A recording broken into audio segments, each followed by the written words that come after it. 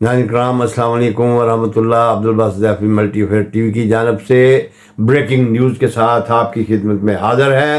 سب سے پہلے جاپان میں 7.1 شدت کا زلزلہ، نیتنیاہو اور زیلنسکی کا دورہ امریکہ، یورپ کے ممالک فرانس، پرتگال، اسپین اور کینیڈا آگ کی لپیٹ میں۔ تو آئیے چلتے ہیں اس کی تھوڑی سی تفصیل کی طرف۔ نیتنیاہو کے چند مقاصد جو ہیں ان میں عسکری اور مالی امداد، غزہ کی جنگ کے لیے امریکہ سے مزید جدید اسلحہ، ڈرون سسٹمز اور دفاعی فنڈنگ حاصل کرنا، سیاسی اور سفارتی تحفظ، اقوام متحدہ، UN اور بین الاقوامی عدالتوں ICC اور ICJ میں بڑھتے ہوئے عالمی دباؤ کا مقابلہ کرنے کے لیے امریکہ کی حمایت حاصل کرنا اور اس کی ضمانت لینا، اقلیمائی حکمت عملی، ایران اور اس کے اتحادیوں حزب اللہ حوثی کے خلاف امریکی انتظامیہ ساتھ مل کر مزید سخت اقدامات کرنا۔ ناظرین، زیلنسکی کے مقاصد اس طرح سمرائز کیے جا سکتے ہیں: طویل مدتی سیکیورٹی گارنٹی، روس کے خلاف جنگ کے لیے امریکی کانگریس سے نئے امدادی پیکج اور طویل فاصلے پر مار کرنے والے میزائلوں کی منظوری لینا، نیٹو کی رکنیت، امریکہ سے اس بات کا تسلسل کے ساتھ وعدہ لینا کہ یوکرین کو مستقبل میں نیٹو کا باقاعدہ حصہ بننے میں مدد دے گا، اقتصادی بحالی، جنگ کے دوران اور اس کے بعد یوکرین کو تباہ شدہ معیشت کو سہارا دینے کے لیے امریکی اور مغربی سرمایہ کاری کی اپیل۔ اب آپ کو ہم زلزلے اور دوسری چیزوں کی خبروں کی مزید تفصیل دیتے ہیں۔ جاپان کے مخصوص کوماموتو کی ساحلی پٹی پر آنے والے زلزلے کی تفصیلات کچھ یوں ہیں۔ شدت اور گہرائی، جاپانی محکمہ موسمیات JMA کے مطابق زلزلے کی شدت 7.1 تھی، جبکہ اس کا مرکز زمین کے اندر کم گہرائی میں تھا۔ جاپانی زلزلہ پیما شنڈو اسکیل پر اس کی شدت کو 7 عظیم ترین ریکارڈ کیا گیا ہے۔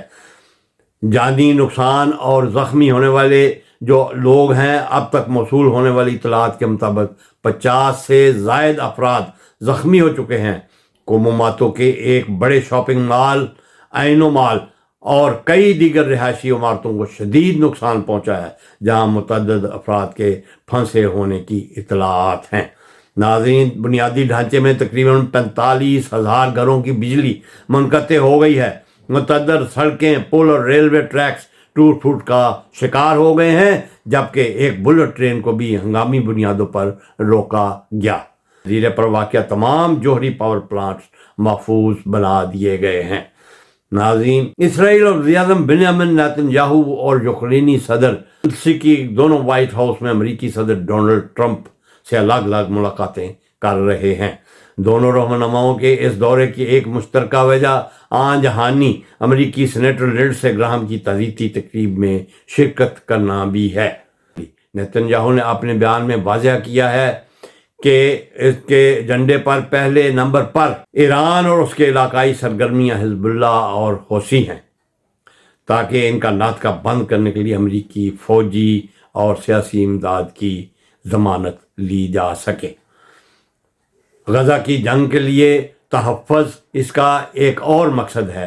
عالمی عدالتوں، ICJ اور ICC اور اقوام متحدہ کے ممکنہ دباؤ کے خلاف واشنگٹن کی سفارتی ڈھال برقرار رکھنے کی ضمانت لینا۔ عرب اسرائیل تعلقات ابراہیم اکارڈ کے تحت مزید عرب ممالک کے ساتھ تعلقات کی استواری اور پیکس پر تبادلہ خیال اور امریکہ کو سعودی عرب کو اس میں شامل کرنے پر مزید دباؤ بڑھانا۔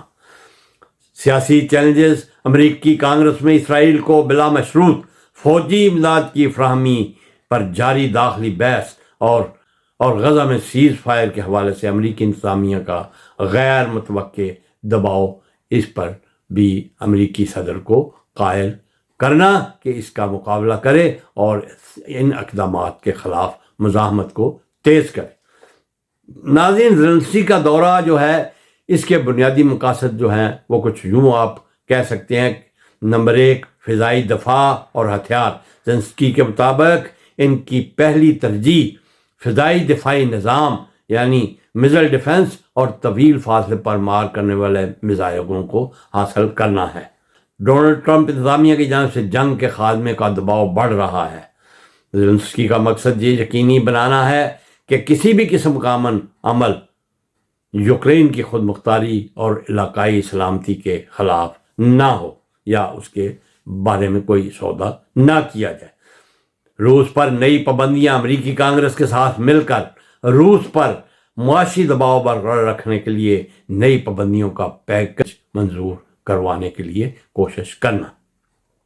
ناظرین، سیاسی چیلنجز۔ سینیٹر لنڈسے گراہم کی وفات کے بعد یوکرین کا ریپبلکن پارٹی میں ایک مضبوط حمایتی ختم ہو گیا ہے، جس کی وجہ سے ڈونلڈ ٹرمپ کو یوکرین کی فوجی مالی اعانت پر قائل کرنا زیلنسکی کے لیے بڑا سیاسی امتحان ہے۔ ناظرین، اب اس چیز کا جائزہ لیتے ہیں کہ ایران پر بنیامین نیتن یاہو اور امریکی انتظامیہ کے مشترکہ عسکری اور سیاسی حکمت عملی مشرق وسطیٰ کے جغرافیائی اور سیاسی نقشے کو گہرے اور دیر پا طریقوں سے تبدیل کر رہی ہے۔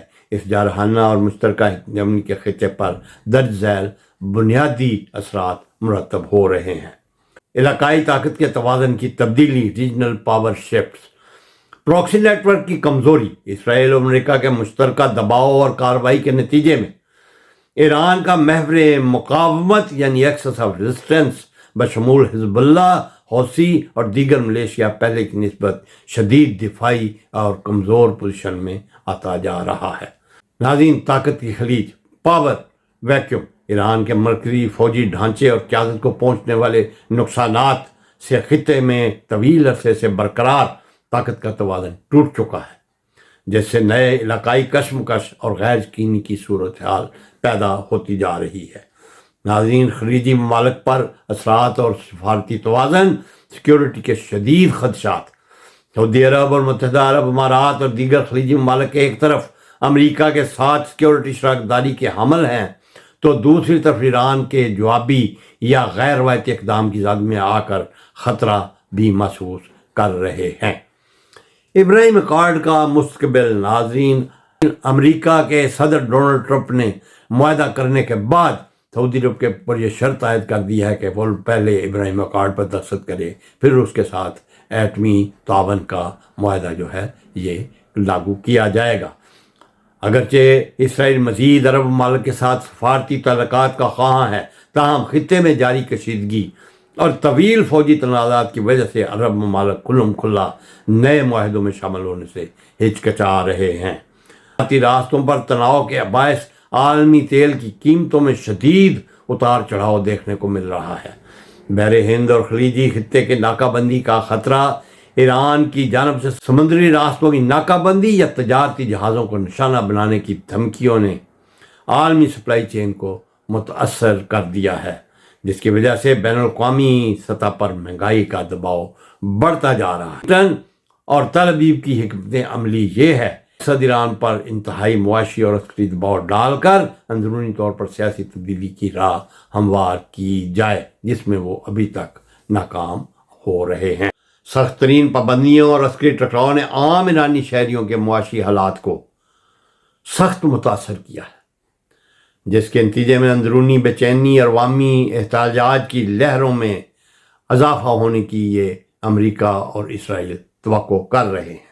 مجموعی طور پر نیتن یاہو اور ٹرمپ انتظامیہ کی یہ مشترکہ حکمت عملی خطہ میں ایران کے اثر و رسوخ کو تو محدود کر رہی ہے، لیکن اس کے ساتھ ساتھ مشرق وسطیٰ کو طویل مدتی عدم استحکام، تجارتی بحران اور ایک غیر یقینی سیاسی مستقبل کی طرف دھکیل رہی ہے۔ دنیا کی اہم ترین بحری اور توانائی کی گزرگاہ چوک پوائنٹ ہے۔ عمان اور ایران کے درمیان واقع یہ تنگ سمندری راستہ خلیج فارس کو خلیج عمان اور بحر ہند سے ملاتا ہے۔ اگر اس گزرگاہ میں کوئی بحران اور ناکہ بندی پیدا ہوتی ہے تو اس کے نتائج عالمی معیشت پر ضرور فوری اور تباہ کن نظر آتے ہیں۔ ناظرین، تیل کی ترسیل کے اہم اعداد و شمار سے معلوم ہوتا ہے کہ روزانہ نارمل حالات میں اس گزرگاہ سے تقریباً 20 سے 21 ملین بیرل خام تیل اور پیٹرولیم کی مصنوعات گزرتی ہیں۔ عالمی تجارتی تناسب میں یہ حجم عالمی سطح پر سمندری راستے سے بھیجے جانے والے تیل کا 25% یعنی 1/4 ہے اور عالمی مجموعی کھپت کا تقریباً 20%۔ دنیا کی کل مائع قدرتی گیس LNG کی سپلائی کا 20% حصہ بھی بنیادی طور پر اسی راستے سے گزر کر مختلف ممالک میں جاتا ہے۔ بڑے برآمد کنندگان میں سعودی عرب، عراق، متحدہ عرب امارات، کویت، قطر اور ایران کا زیادہ تر بحری تیل اور گیس اسی گزرگاہ کا محتاج ہے۔ آبنہ حرمت سے نکلنے والے تیل کا 80% سے زائد حصہ ایشیائی ممالک کو جاتا ہے، جن میں چین، بھارت، جاپان اور جنوبی کوریا سب سے بڑے خریدار ہیں۔ تیل کی قیمتوں میں تاریخی اضافہ یعنی پرائس ولیٹیلیٹی، آبنہ حرمت میں کشیدگی یا ناکہ بندی کی خبر سے عالمی منڈی میں قیمتوں میں زبردست اچھال آتا ہے۔ سپلائی کی کمی کے خدشے کے تحت قیمتیں $100 سے $130 فی بیرل سے تجاوز کر جاتی ہیں، جس سے دنیا بھر میں پیٹرول، ڈیزل اور جیٹ فیول مہنگا ہو جاتا ہے۔ لیک آف الٹرنیٹو روٹس، ابنائے ملکہ کی طرح اس کا کوئی آسان یا بڑا متبادل نہیں ہے۔ زمینی پائپ لائن کی صورت میں صرف 2 اہم ترین متبادل موجود ہیں: سعودی ایسٹ ویسٹ پائپ لائن، بحر حمر کے ساحل ینبع تک تیل پہنچانے کی صلاحیت، اور UAE حبشان فجیرہ پائپ لائن، خلیج عمان تک تیل پہنچانے کا راستہ۔ ان دونوں پائپ لائنوں کی مشترکہ صلاحیت روزانہ صرف 6 سے 7 ملین بیرل ہے، یعنی کل ترسیل کا محض 1/4 حصہ یعنی 1/4 متبادل راستے پر مشتمل ہو سکتا ہے، جبکہ باقی تیل کی ترسیل بالکل رک جاتی ہے۔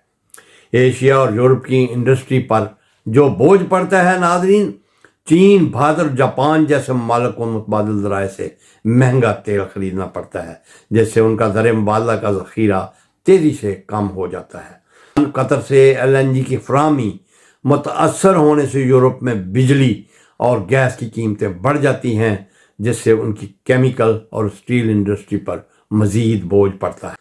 تیل کی سپلائی میں رکاوٹ کے بعد سمندری جہاز رانی کے کرایوں یعنی فریٹ ریٹس اور انشورنس پریمیم میں بے پناہ اضافہ ہو جاتا ہے۔ اس کے نتیجے میں عالمی تجارت پر لاگت بڑھتی ہے، جس سے افراط زر یعنی انفلیشن جو ہے وہ بڑھ جاتی ہے، اور مرکزی بینکوں کی مدد سے اسے سود کی شرح بلند رکھنی پڑتی ہیں، جس سے روزمرہ کے جو شہریوں کی زندگی ہے وہ مشکل ہو جاتی ہے۔ اسی طرح معاشی سست روی یعنی اسٹیگفلیشن کا بھی خطرہ پیدا ہو جاتا ہے۔ ناظرین، ڈونلڈ ٹرمپ اور زیلنسکی کے درمیان واشنگٹن میں ہونے والے مذاکرات ہیں۔ بین الاقوامی تعلقات کے حوالے سے جو ماہرین ہیں ان میں اور سفارتی تجزیہ کاروں کے مطابق حتمی نتائج جو ہیں 4 بنیادی سیناریوز کی صورت میں سامنے آ سکتے: سرحدوں کا تعطل اور عارضی کنٹرول کا معاہدہ، زمین کے بدلے امن۔ ٹرمپ انتظامیہ کی جانب سے مسلسل یہ کہا جا رہا ہے اور زور دیا جا رہا ہے کہ جنگ کو موجودہ فرنٹ لائن پر ہی روک دینا چاہیے۔ اس کا ممکنہ حتمی نتیجہ یہ ہو سکتا ہے کہ یوکرین کو ڈونباس اور کریمیا سمیت اپنے تقریباً 20% علاقے پر روس کے ڈیفیکٹو قبضے کو قبول کرنا پڑے گا، بغیر اس کے وہ باقاعدہ طور پر اسے قانونی طور پر روس کا حصہ تسلیم کرے۔ بفر زون، فرنٹ لائن پر یورپی یا بین الاقوامی امن دستوں کی تعیناتی کے لیے ایک غیر فوجی علاقہ یعنی ڈی ملٹرائزڈ زون قائم کرنا بھی مقصد ہو سکتا ہے۔ نیٹو سے دوری، ڈونلڈ ٹرمپ کا موقف بالکل واضح رہا ہے کہ یوکرین فی الحال نیٹو کا حصہ نہیں بن سکتا۔ حتمی معاہدے میں یوکرین کی نیٹو میں شمولیت کو اگلے 10 سے 20 سالوں کے لیے مؤخر یا منسوخ کیا جا سکتا ہے۔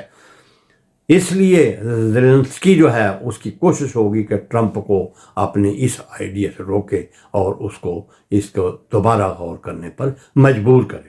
متبادل سیکیورٹی پیکج، اس کے بدلے امریکہ یوکرین کو امریکی ہتھیاروں کی پیداوار کا لائسنس مثلاً پیٹریٹ میزائل سسٹم اور یورپی ممالک برطانیہ، فرانس، جرمنی کی جانب سے طویل مدتی دفاعی ضمانتیں دلوانے کے لیے فریم ورک طے کرے۔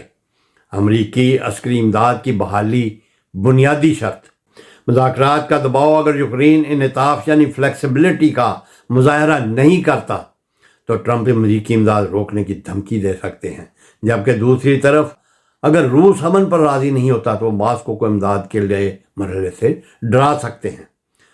اگر زیلنسکی اپنی علاقائی سالمیت اور 1991 کی سرحدوں کی بحالی کے نقطے سے پیچھے نہیں ہٹتا تو ٹرمپ کے پیش کردہ سخت شرائط کو مسک کر دیتا ہے تو اس کا حتمی نتیجہ مذاکرات کا بے نتیجہ ختم ہونا بھی ہو سکتا ہے۔ ایسی صورت میں جنگ پہلے کی طرح طویل اور شدت کے ساتھ جاری رہے گی، جبکہ واشنگٹن اپنی توجہ مزید خلیجی یا دیگر عالمی تنازعات کی طرف منتقل کر دے گا۔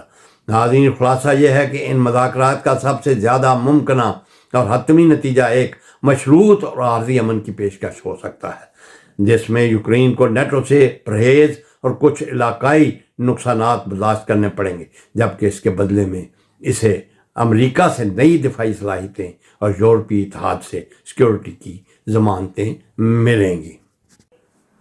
ناظرین، اگر کسی رسمی معاہدے، ضمانتوں اور ضامنوں یا سیاسی فریم ورک کے بغیر صرف عارضی طور پر جنگ بندی یا وقفہ کیا جائے کسی بھی تنازع میں، تو اس کے نتائج پائیدار امن کی بجائے مزید پیچیدگیوں کا باعث بن سکتے ہیں۔